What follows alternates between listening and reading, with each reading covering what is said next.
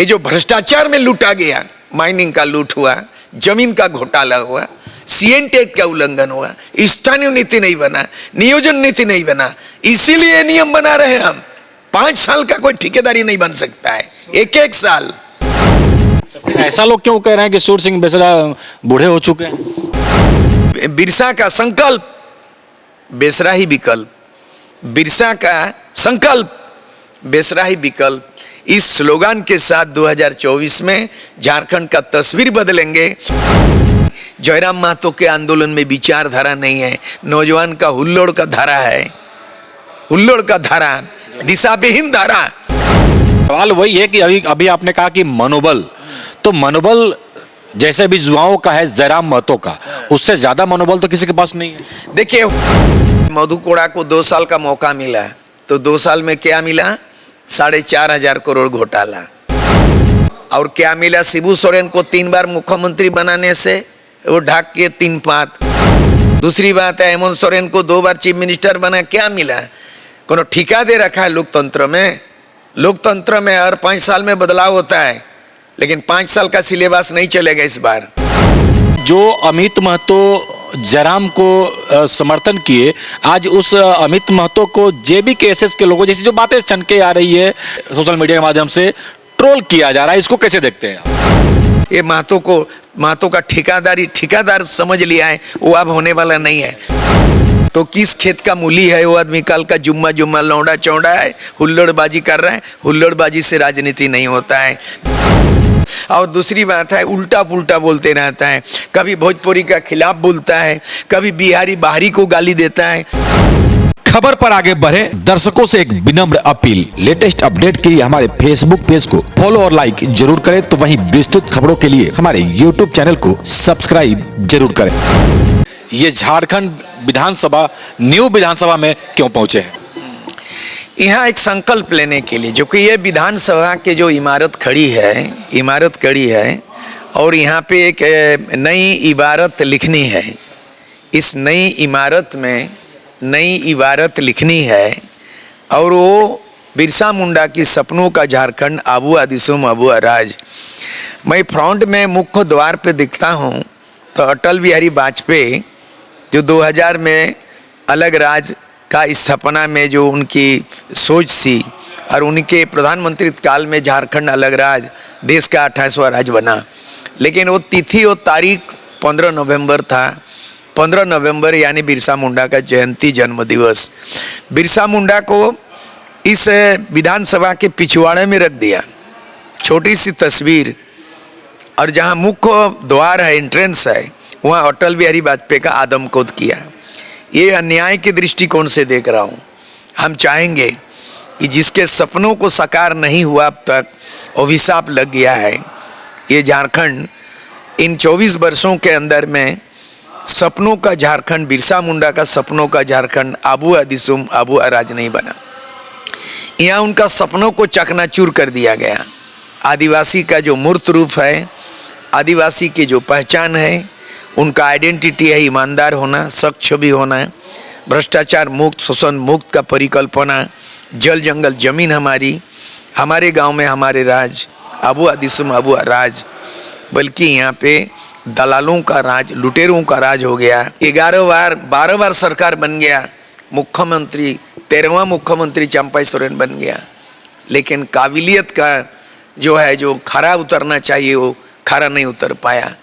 ना डेडिकेटेड है, ना एजुकेटेड है, ना फेयर पॉलिटिक्स है, ना फ्रेश लीडरशिप है। इसलिए मैंने 5 साल तक निरंतर मैं नेतृत्व को मैंने उभारने का कोशिश किया।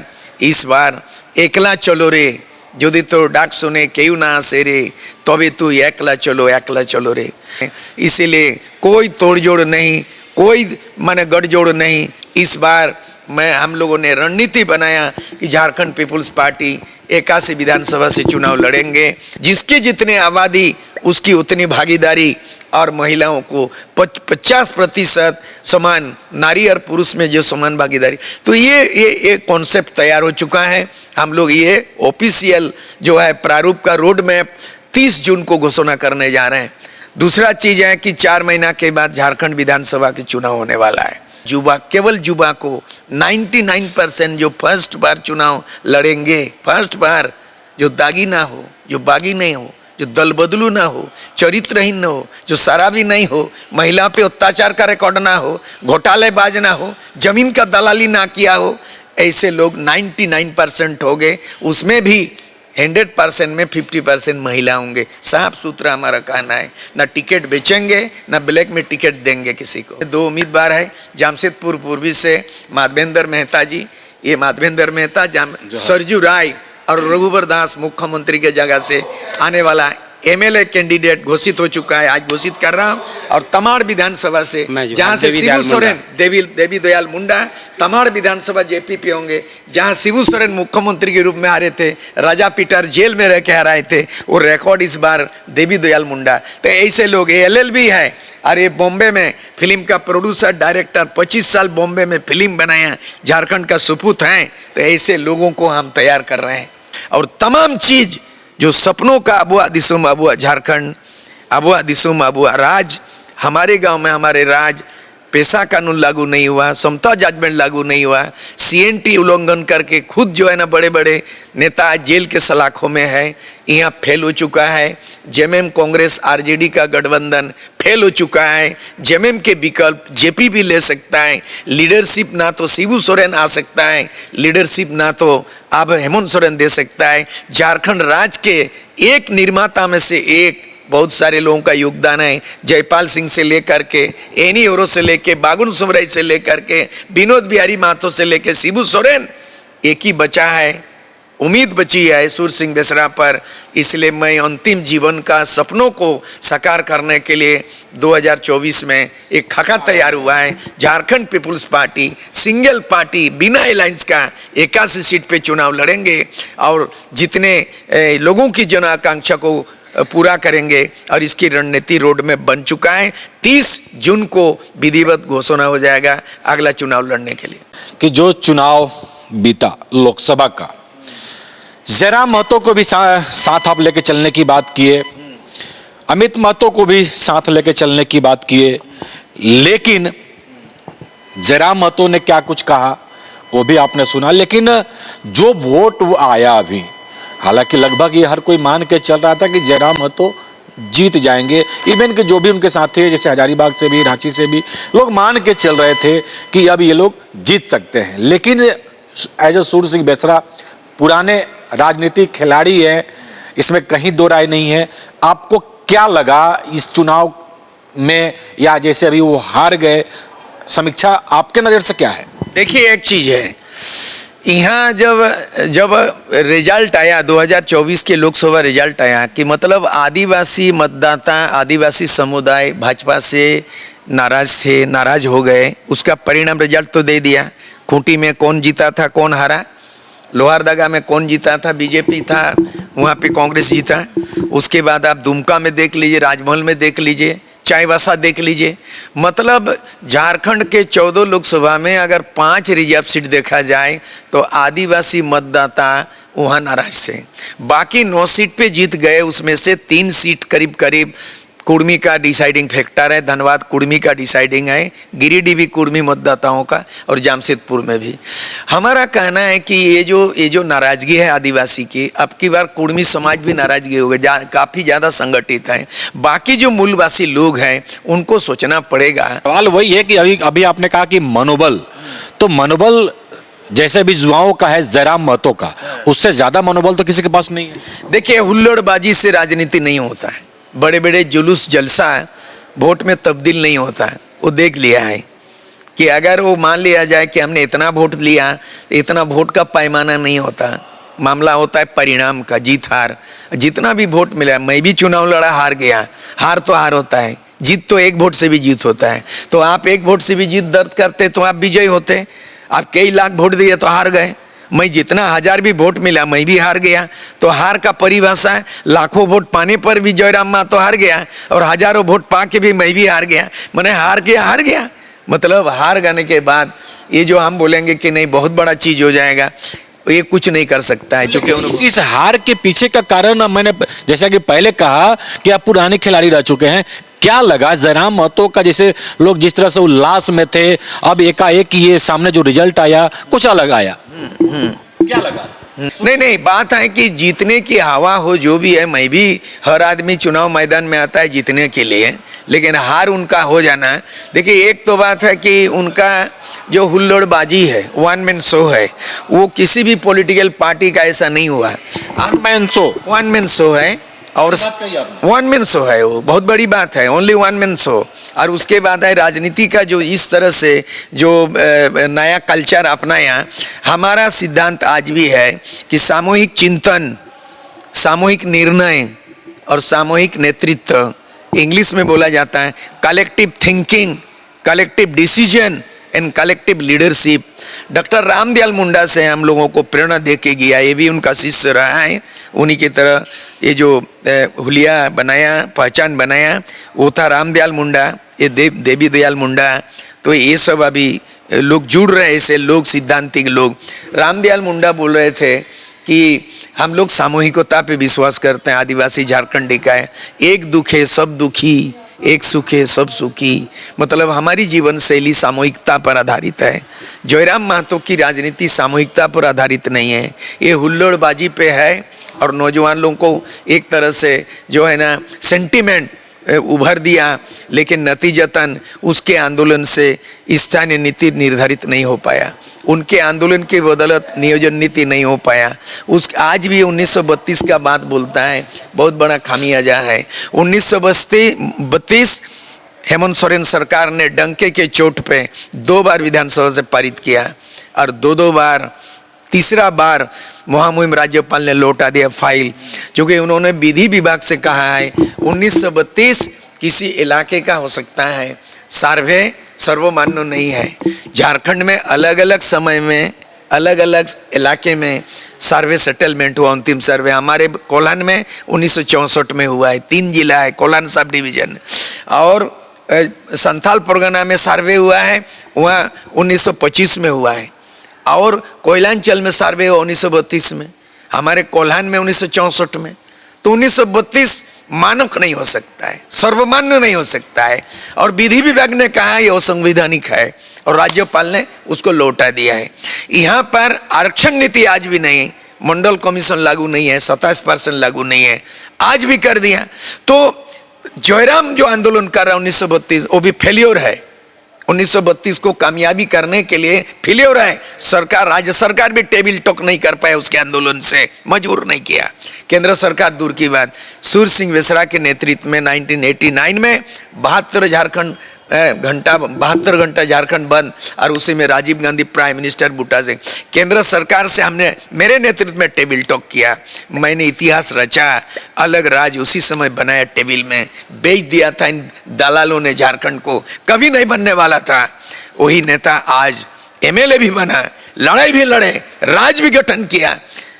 मेरा कोई भ्रष्टाचार नहीं है, कोई उस तरह का गुंडागर्दी है, अपहरण कांड है, कोई चीज का कोई बहुत भ्रष्टाचार आपराधिक कांड नहीं है, कोई 1 पैसा का मेरा आर्थिक अपराध नहीं है, कोई सीबीआई कोई ईडी जांच नहीं है। ऐसे व्यक्ति मैं पुकार रहा हूं झारखंड को। बिरसा मुंडा, बिरसा के बाद बेसरा, बिरसा भी है बेसरा भी है। ये अगर ऐसे नहीं होगा तो दूसरा कोई उपाय नहीं है। ऐसा लोग क्यों कह रहे हैं कि सूर्य सिंह बेसरा बूढ़े हो चुके हैं? राजनीति में बूढ़ा थोड़ी होता है। जयप्रकाश नारायण 80 वर्ष की उम्र में उन्होंने जेपी आंदोलन किया 1974 में, 77 में सत्ता परिवर्तन हुआ, उसको बूढ़ा बोलिएगा। सुंदरलाल बहुगुणा 80 साल की उम्र में जो है ना इतना पर्यावरणविद हो गया, चिपको आंदोलन किया। विनोबा भावे 80 साल की उम्र में भूदान योगों किया, जमीन के बारे में लड़ाई लड़ा। और अन्ना हजारे 90 साल का अन्ना हजारे लोकपाल कानून बना दिया, बूढ़ा बोलिएगा सूर्य सिंह बेसरा को, अन्ना हजारे को बूढ़ा बोलिएगा। और उसके बाद महात्मा गांधी 80 साल के ऊपर में 1942 9 अगस्त को भारत छोड़ो आंदोलन के बूढ़ा बोलिएगा। वो नौजवान नहीं है जिसके शरीर में खून के जगह पानी हो। विचार बूढ़ा नहीं होता, विचार कभी बूढ़ा नहीं होता। और विचार से महात्मा गांधी विचारधारा, अब विचार से माओवादी का विचारधारा, माओ सेतुंग का विचारधारा, विचार से नेताजी सुभाष चंद्र बोस, और विचार से कार्ल मार्क्स का विचारधारा। जयराम महतो के आंदोलन में विचारधारा नहीं है, नौजवान का हुल्लोड़ का धारा है। हुल्लोड़ का धारा, दिशा विहीन धारा, लेकिन यहाँ जलधारा भी है, सुवर्ण रेखा दामोदर नदी का जलधारा भी है, और आदिवासी मूलवासी झारखंडी का विचारधारा भी है यहाँ। लेकिन 81 विधानसभा पर वो भी 81 विधानसभा पे वो भी चुनाव लड़ने जा रहे हैं, जहां आप एक पूरे विधानसभा की बात कर रहे हैं, वहीं जयराम महतो भी पूरे विधानसभा में चुनाव लड़ने की बात कर रहे हैं। आमने सामने नहीं, कोई आमने सामने नहीं होगा। ये लोकतंत्र है, लोकतंत्र में महापर्व होता है। लोकसभा का चुनाव संपन्न हुआ है, नतीजा समाज देख लिया है, और विधानसभा चुनाव भी होगा। मैंने शुरू में कहा कि नाम नहीं लेना चाहता हूं, जिनको लेके मैं 5 साल मशक्कत किया है। एक युवा जो है जयराम महतो का ग्रुप, उसका पार्टी क्या नाम दिया किसी से सुझाव नहीं लिया। पहले तो बोला ये करेंगे वो करेंगे। यहाँ 2 आदमी गलती किया है। एक तो सुदेश महतो, झारखंडी आशा आकांक्षा के अनुरूप जनादेश देख लीजिए यहाँ पे झारखंड का, और बीजेपी के कौन जगह में घुसा हुआ है, बीजेपी का बी टीम का काम कर रहा है सुदेश महतो आज भी, और बोलता है कि हमको मंत्रिमंडल भीख मांग के मंत्रिमंडल मिलेगा जी।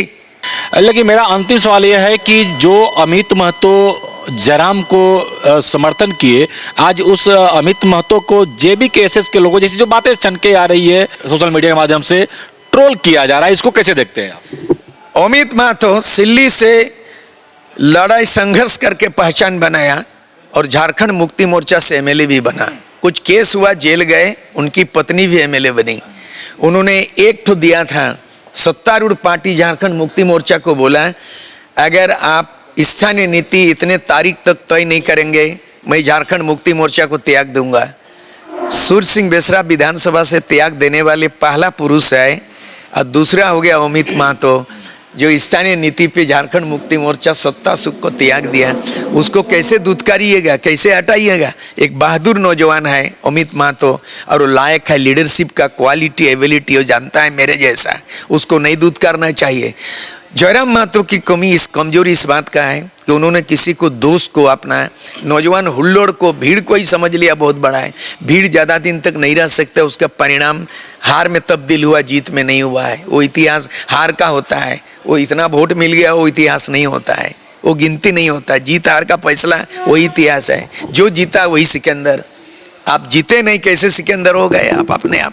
इसीलिए अमित महतो अच्छा बहादुर लड़का है। आने वाला दिन में उसमें हम लोग जरूर सहानुभूति रखेंगे, और आने वाला दिन में चाहेंगे कि सबक सिखा सकता है सुदेश महतो को कि बीजेपी का जो बी टीम बना हुआ है, बीजेपी का फोल्डर का राजनीति करता है, झारखंडियों को उल्लू सीधी समझता है, और कुर्मी का चेहरा देख के सुदेश महतो ये महतो का ठेकेदार समझ लिया है, वो अब होने वाला नहीं है। इसीलिए अमित महतो को सिल्ली में अगला विकल्प के रूप में हम लोग सहयोग करेंगे, जिताएंगे, लेकिन झारखंड पीपुल्स पार्टी के साथ अंडरस्टैंडिंग रहेगा, और बाकी जयराम महतो के साथ नहीं होगा। जब तक वो सबक नहीं सीखे, कदर करना नहीं जाने, मेरे जैसे आदमी को गुरु मान के भी गुरु का जो है ना कदर नहीं किया, और उल्टा पुल्टा बोलते रहता है।